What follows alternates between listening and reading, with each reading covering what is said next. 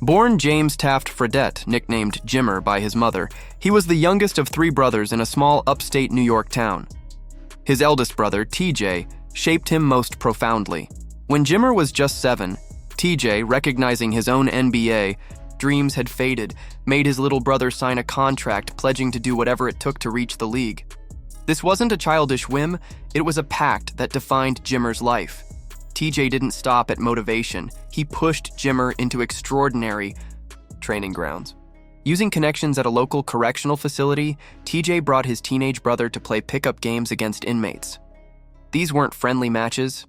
The prison courts were hostile, filled with bigger men who tested Jimmer's resolve. Those battles forged a fearless competitor, unafraid of physicality or pressure, honing a work ethic that would carry him far.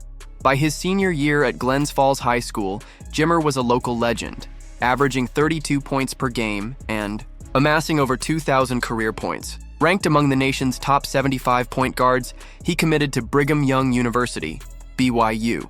But college wasn't an instant coronation. As a freshman, Jimmer rode the bench, a humbling start for a kid with NBA dreams. Yet, his focus never wavered. He controlled what he could, his effort, his preparation, waiting for his moment. That moment arrived on December 26, 2009, during his junior year against Nevada. With a fire in his eyes unseen since high school, Jimmer torched the Wolfpack for 33 points, hitting crafty layups and deep threes, setting a new career high and crossing the 1,000-point mark for BYU. Just 6 days later, he stunned Arizona at the McHale Center, dropping 49 points with 9 threes, shattering his own record and setting a new arena high. Jimmer Mania was born. Despite these heroics, NBA scouts remained skeptical.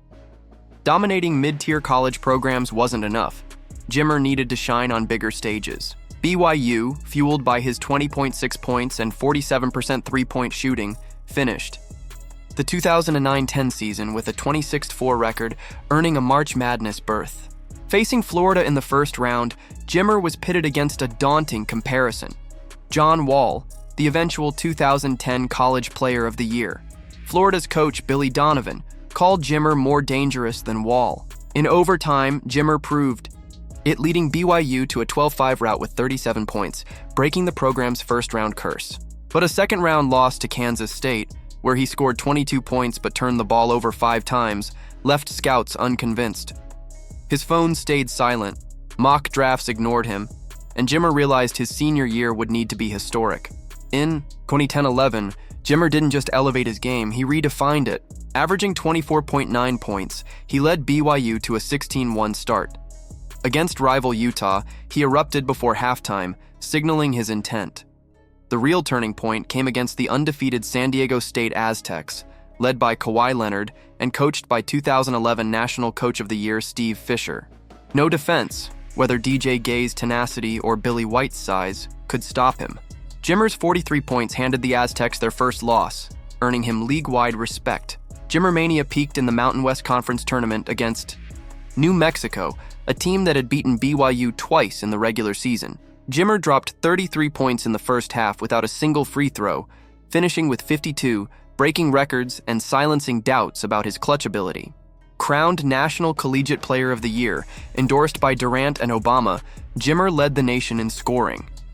But a suspension of teammate Brandon Davies, BYU's third leading scorer, crippled their rebounding, and they fell in the Sweet 16, 2 wins short of a Final Four.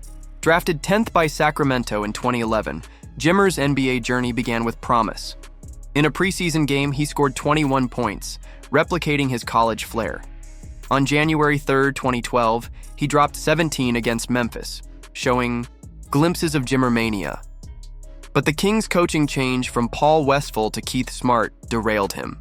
Smart, a defense-first coach, favored 2010 Rookie of the Year Tyreke Evans and a rising Isaiah Thomas, drafted 50 picks after Jimmer. Fredette's minutes plummeted, averaging 14.8 per game. His role shifted to shooting guard, a position that exposed his defensive flaws. At 6'2", he struggled against bigger wings in isolation and couldn't navigate pick and rolls against quicker guards. His three-point shooting dipped to 34%, his scoring to 6.3 points per game. Yet, when given starts, like a 20-point bench explosion against Memphis or a 14-point homecoming against Utah, he shone, refusing to abandon his BYU style. Jimmer's insistence on being the offense's centerpiece clashed with Smart's vision. Reports surfaced of his reluctance to adapt, believing the Kings should revolve around him. Meanwhile, Isaiah Thomas thrived, outshining Jimmer in Sacramento's system.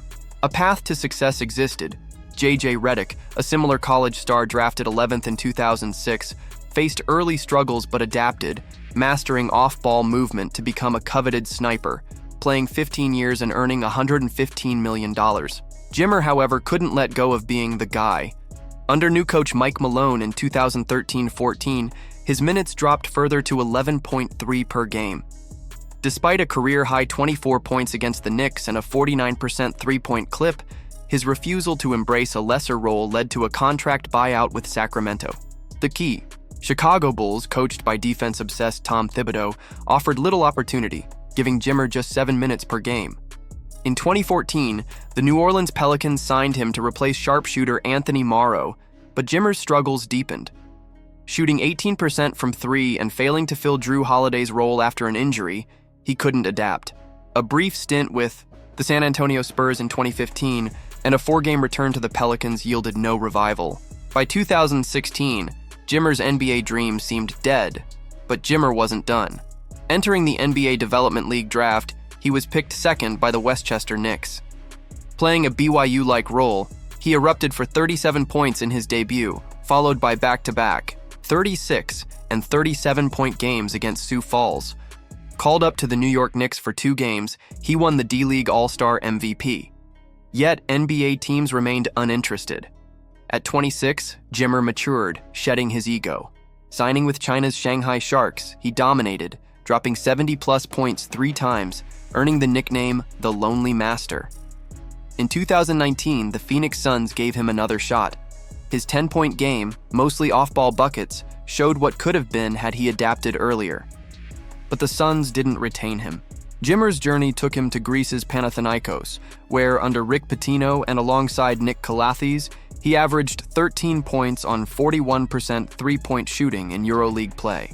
The 2020 pandemic cut his season short, but in 2024, he represented Team USA in 3x3 basketball at the Paris Olympics, a fast-paced style suiting his skills. Though he didn't win gold alongside teammates like Canyon Barry, Jimmer's career found new purpose. On April 23, 2025, he retired, accepting a role as managing director of Team USA's men's 3x3 squad. Jimmer Fredette's story is one of brilliance and what-ifs. His college dominance, 52-point games, national acclaim, promised stardom, but his NBA tenure was undone by an unwillingness to adapt. Unlike Redick, who embraced a complementary role, Jimmer clung to his college identity, his ego blinding him to the NBA's demands. His 6'2" frame and defensive struggles didn't help, but his refusal to evolve sealed his fate. Yet his later years, dominating in China, shining in Europe, and leading in 3x3, showed a player who finally grew, proving he could compete at high levels when he let go of being the guy. Could Jimmer have had a Redick-like career if he'd adapted sooner? Was his game better suited for overseas play, or did the NBA misevaluate his potential? Share your thoughts in the comments, hit that like button if you love this deep dive, and subscribe for more stories of basketball's greatest journeys, and check out our video on Shawn Kemp, the ferocious dunker who rose without college and fell tragically, to see another tale of talent and tribulation. Word count.